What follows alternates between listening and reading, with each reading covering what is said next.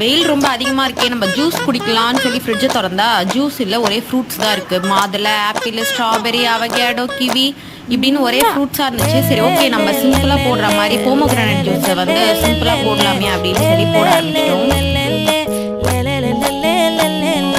பாடி ஏன் பொட்டல முட்டாயே, சின்ன ரத்தின கொட்டாயே, உன் குங்கும பொட்ட மேல வச்சாயே.